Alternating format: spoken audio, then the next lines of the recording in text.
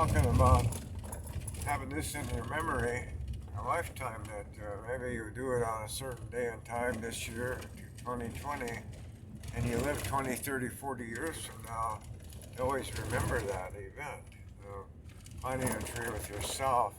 I planted a World Peace Tree back in Austria years ago, and we went to go see it, and it grew up quite a bit because it was only about 2 inches thick. Now, when we went to visit, it was about 6 or 7. So it's still there for peace. So when you're thinking about the fires, fire is natural. And the Australians, I was in Australia, the Aborigines, they set fires to burn the grass to control the way nature is. They work with nature.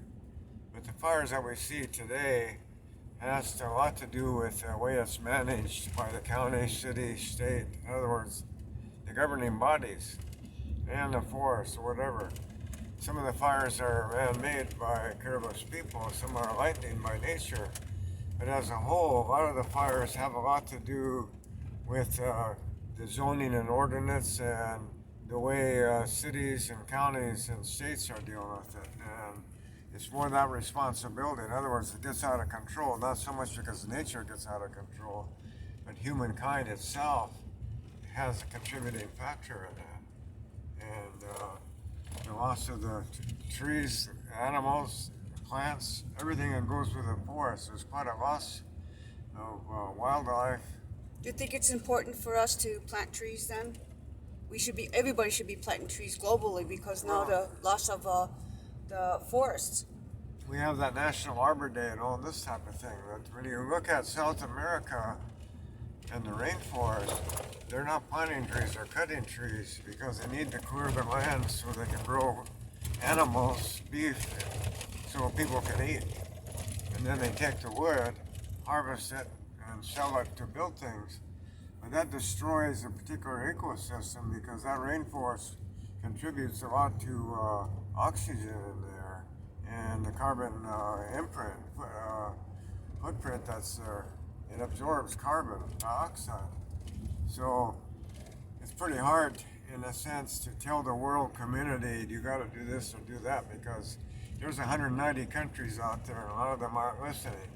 It's not just the people here in the United States' responsibility.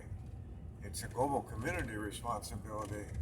But then again, if you go out and start pushing this movement, you're considered an eco-imperialist. In other words, imposing a concept.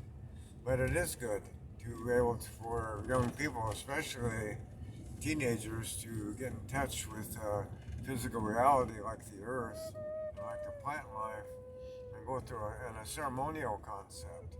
A lot of people aren't spiritual, they don't know anything about ceremony.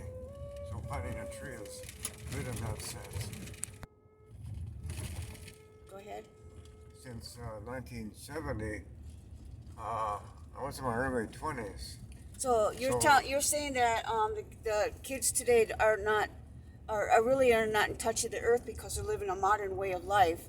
So do you think that by doing this kind of like exercise that we were doing as far as planting the human in the earth is a good exercise for people globally to be aware about our environment and what's going on, especially with now, the water, the tree fires, and what's your take on all that?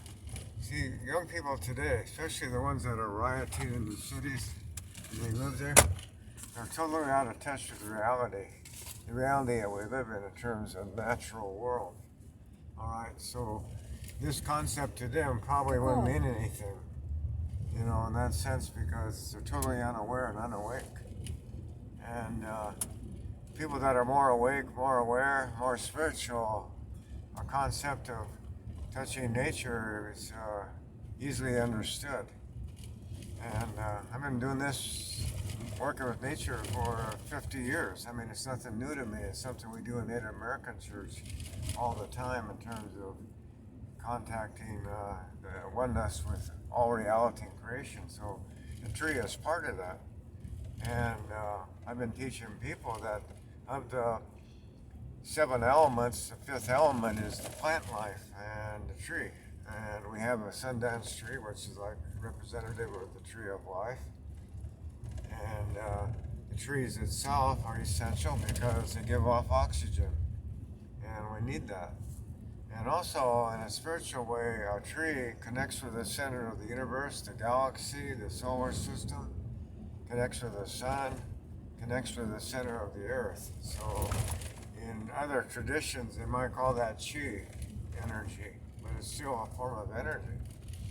So, this concept of planting a tree, which is a form of life, and it's a different kind of consciousness because it don't have a brain, but that doesn't mean it doesn't have a consciousness, because we define consciousness, somebody can think.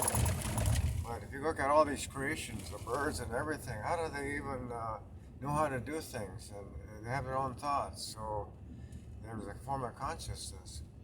And trees, we have fruit trees, all kinds of variety of trees. And the tree itself provides wood for sacred fire, so it's important. So when a person is able to take a tree, maybe from another spot, and replant it, and they're caring for it like they would care for a pet. In other words,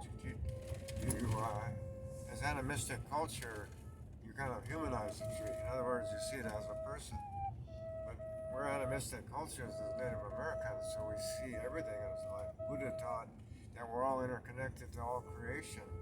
And for Native Americans, that's not new. It's been understood for hundreds and thousands of years.